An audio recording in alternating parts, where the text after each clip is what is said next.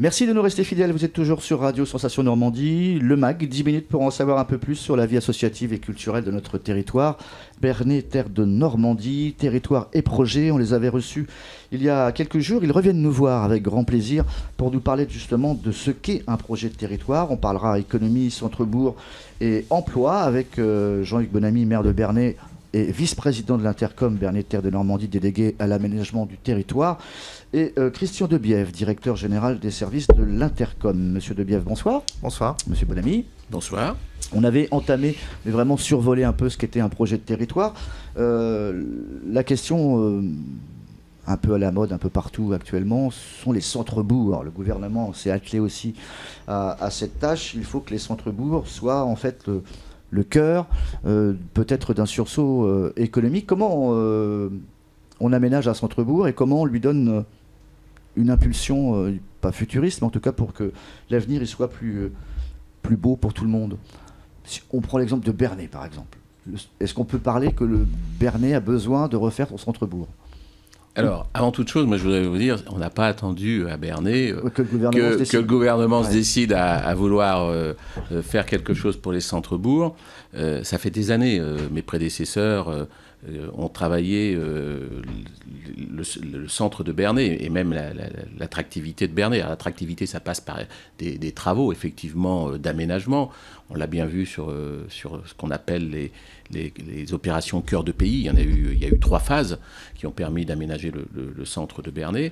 Mais il y a aussi tout l'aménagement à la fois sur la mobilité, sur le parcours piétonnier, sur les circulations douces. Il y a aussi le transport urbain que nous avons revu il y a quelques mois.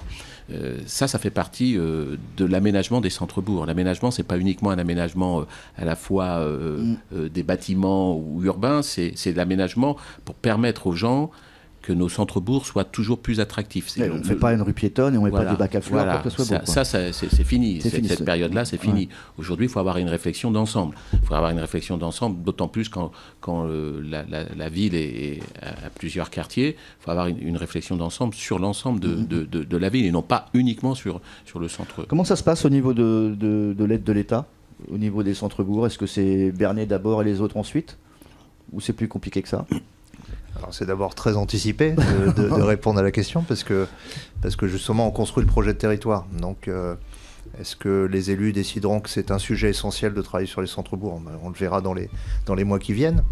Et ensuite, effectivement, ce sera important, si les centres-bourgs sont une problématique importante, de définir lesquels doivent être accompagnés.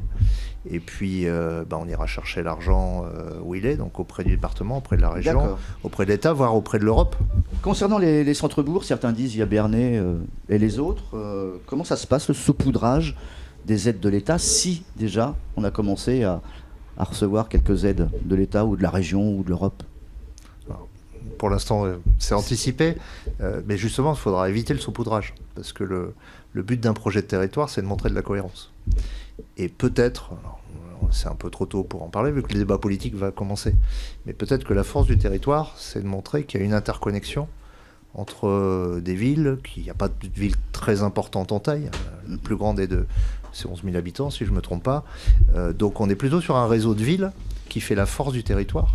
Et c'est peut-être ça qu'il faudra démontrer au département, à la région, à l'Europe, à l'État, à l'Europe, pour décrocher des financements qu'on n'a pas forcément pu obtenir jusqu'à présent. Réseau de villes, justement, M. Bonamy, ça veut dire que les communes vont être liées entre elles, il faut de la mobilité un peu plus souple, il faut les transports. Il faut que les communes soient reliées entre elles. Je ne comprendrais pas, et c'est le maire de Bernay là, qui vous parle, je ne comprendrais pas que... Et encore moins les habitants de ces territoires, que tout soit centralisé sur Bernay. Le poids de l'histoire existe, la sous-préfecture, la liaison ferroviaire, les lycées, les collèges, c'est sur Bernay. Ok, mais il n'y a pas que Bernay. Le territoire doit vivre, et il doit vivre autour d'une ville de centralité. Pour autant, il faut qu'il y ait des connexions avec les autres villes, que ça soit Brionne, que ça soit Beaumont, que ça soit Broglie, ou Ménilhan-Nouche. Il faut qu'il y ait des vraies connexions. Ça a été très justement dit tout à l'heure par Christian Debiève. Le montage qui se fera pas uniquement autour d'un point central, il se fera sur l'ensemble. Il faut trouver, et c'est là que le débat politique prend toute sa valeur. C'est-à-dire qu'il faut trouver trouver le bon ajustement pour se dire, demain, comment fait-on sur ce territoire, en sachant qu'on a une ville centrale et qu'autour, on a des satellites, mais qui, eux, ont leurs spécificités aussi.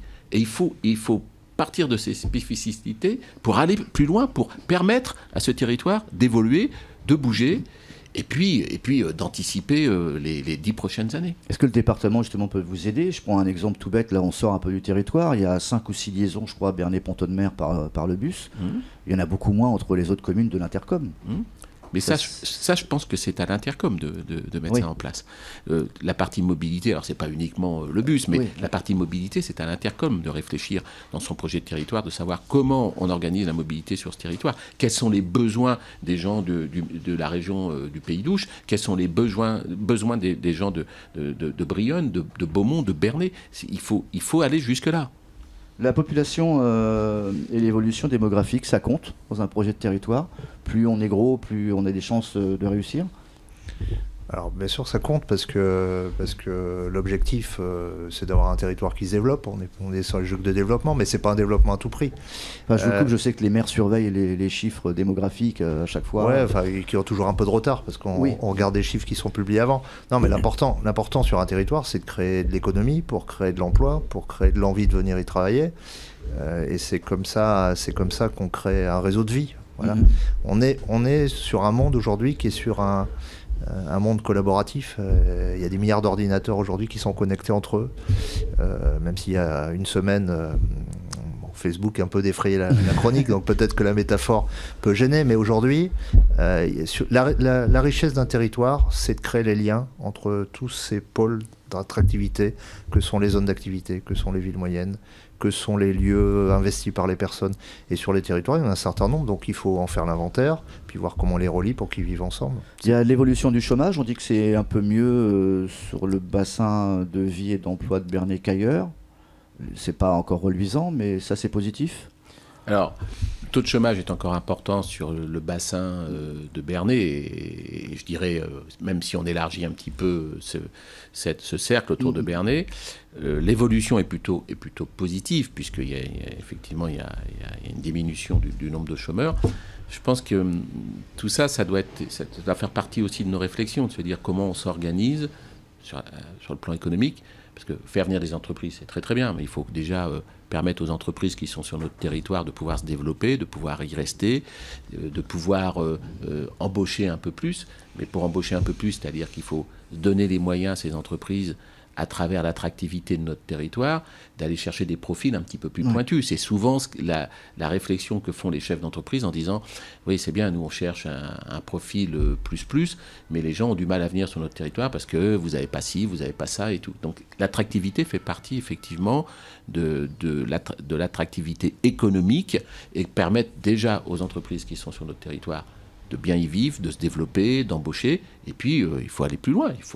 Et ça, on y travaillera, c'est prévu. Il faut aller aussi... faut attirer d'autres acteurs économiques. On parlait d'utopie dans une émission précédente. Est-ce que l'utopie, elle a un prix? On parlait d'une enveloppe globale de 230 millions, je crois, il y a 4 ou 5 ans, attribuée justement pour les territoires. On s'aperçoit que c'est peut-être pas suffisant. Il faut aller chercher de l'argent ailleurs. Où est-ce qu'on va trouver de l'argent? Vous savez, je ne sais pas si... c'est pas une question d'argent. Oui, l'argent est le nerf de la guerre, mais pas que. Parce que vous avez des territoires qui sont pas immensément riches, mais qui pour autant ont une attractivité très forte. Pourquoi? Parce que ils ont créé une telle dynamique dans leur territoire que les gens se disent finalement il fait bon vivre sur ce territoire. Parce que qu'est-ce qui fait que les gens restent sur notre territoire?